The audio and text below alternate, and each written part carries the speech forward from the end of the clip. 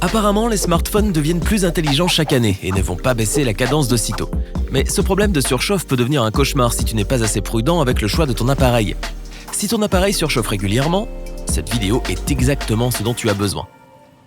Les dernières décennies ont été une merveilleuse époque. Nous sommes passés des téléphones portables de la taille d'une brique qui tenaient à peine dans nos poches à de minuscules appareils que tout le monde perd tout le temps dans leur sac à main. Et puis, on est de retour aux énormes téléphones portables mais qui sont complètement différents.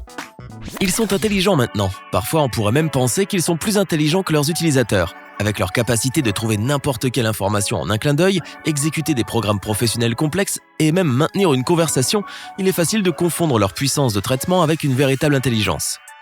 Et il est encore plus facile de s'habituer au niveau de confort et de commodité qu'ils nous offrent.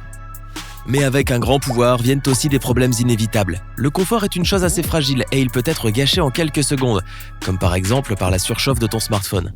Si tu as déjà eu un problème comme celui-ci, la première chose que tu dois te dire est: qu'est-ce qui est considéré comme de la surchauffe dans différents environnements? Quand il fait relativement chaud, et même avec de la climatisation, ton téléphone peut chauffer jusqu'à 43 degrés Celsius sans crainte. Ce n'est pas un gros problème, alors ne panique pas et ne te précipite pas dans un magasin de technologie. La plupart du temps, quand il y a un vrai problème, ton smartphone affiche un message pour t'avertir d'une éventuelle surchauffe car il peut mesurer sa propre température via des capteurs. Pour obtenir toutes les informations relatives à la température de ton téléphone, il existe une application bien sûr. En fait, il y en a pas mal. Elles ne te prendront pas beaucoup de place et te donneront toute l'information dont tu as besoin. S'il y a un vrai problème et que ton smartphone surchauffe, les causes peuvent être variées. La surchauffe est généralement déclenchée par l'électricité qui traverse ton smartphone lorsqu'il travaille sur quelque chose. Plus le processus est difficile, plus il a besoin d'électricité et plus il produit de la chaleur. La cause la plus fréquente, c'est lorsque tu joues à des jeux. Passer trop de temps sur ton jeu favori peut être à l'origine des problèmes que tu éprouves avec ton téléphone. Les jeux modernes pour mobile sont à peine différents des jeux un peu plus anciens conçus pour ordinateur. Et maintenant, compare la taille d'un smartphone à celle d'un vieux PC. Oui, les pièces de ton appareil sont modernes et plus performantes dans ce format compact. Mais la taille limite aussi la ventilation du processeur, ce qui le fera chauffer après seulement une demi-heure de jeu continu. Et toi, qu'en penses-tu? Quel est ton jeu préféré qui t'empêche de donner une pause à ton téléphone pour se refroidir? Fais-le moi savoir dans les commentaires. D'autres processus extrêmement exigeants pour ton smartphone sont le streaming et la capture vidéo en général. Seulement 20 minutes de streaming fera chauffer ton téléphone. Et si tu n'es pas dans un environnement frais, ce sera un problème. Cela ne fera qu'empirer si tu charges ton smartphone en même temps. Le problème, c'est qu'il n'y a pas que les processeurs qui chauffent ton appareil. La batterie le fait aussi, puisqu'il s'agit de la seule et unique source d'électricité que possède un smartphone. Ne pas surcharger la batterie est une règle de base pour n'importe quel appareil. Garde-le toujours chargé à 80-90% et elle restera en bon état plus longtemps. Si tu laisses ton téléphone branché trop longtemps, tu risques d'avoir des ennuis. Tu peux aussi garder en tête que les applications fermées ne sont pas toujours complètement fermées et peuvent continuer à travailler en arrière-plan. Cela peut surcharger le processeur avec des tâches inutiles et gaspiller rapidement ta batterie. Certaines personnes disent aussi que le Wi-Fi peut faire chauffer le processeur, mais cela n'est vrai que si la connexion est instable, parce que ton téléphone doit faire beaucoup plus d'efforts pour te garder en ligne. Dans une situation normale, ce ne serait pas vraiment un problème pour ton appareil puisqu'il est conçu pour cela. Mais imagine que tu essaies de diffuser une session de jeu en streaming. Ton navigateur est ouvert, tu discutes avec des amis en vidéoconférence pendant que ton téléphone se recharge et que la connexion Wi-Fi est mauvaise. Oui, c'est d'ici que viennent la plupart des histoires effrayantes qu'on écoute sur la surchauffe des smartphones. Dans toute autre circonstance, tu n'auras probablement aucun problème, sauf si tu vis dans un endroit très chaud et que tu utilises un étui en cuir pour ton téléphone. La chaleur extérieure est un autre gros problème, mais la seule chose que tu peux faire pour cela, c'est d'éviter de l'exposer à la lumière directe du soleil et d'enlever son étui. S'il fait frais à l'extérieur, tu préféreras peut-être faire une promenade avec une veste et des chaussures en cuir. C'est parce que ton corps génère de la chaleur et le cuir s'occupe de la garder à l'intérieur, de la même façon qu'il ne laisse pas entrer le froid de l'extérieur. Cela fonctionne de la même manière pour ton smartphone.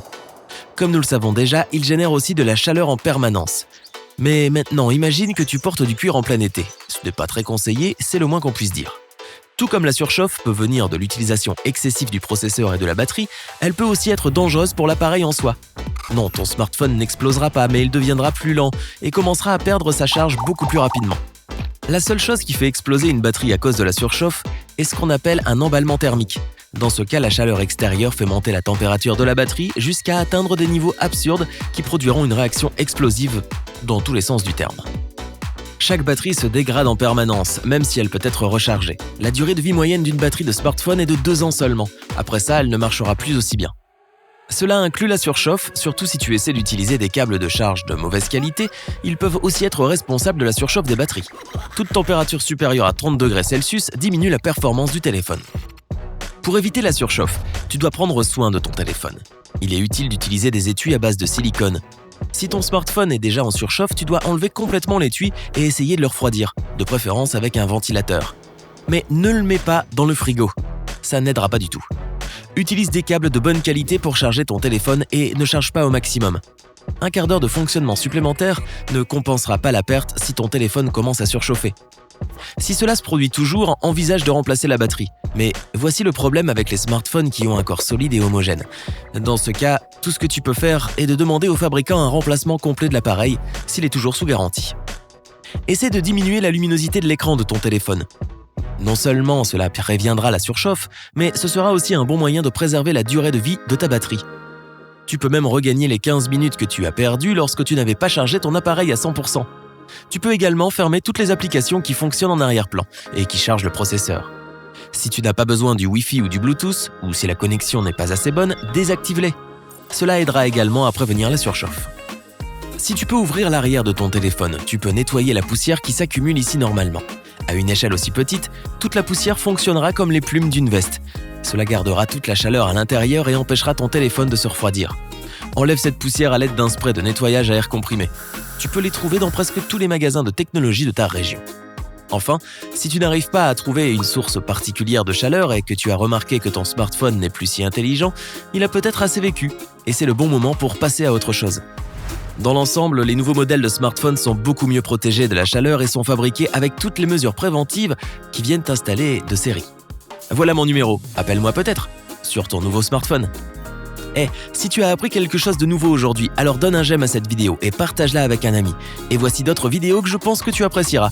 Il suffit de cliquer à gauche ou à droite et de rester du côté sympa de la vie.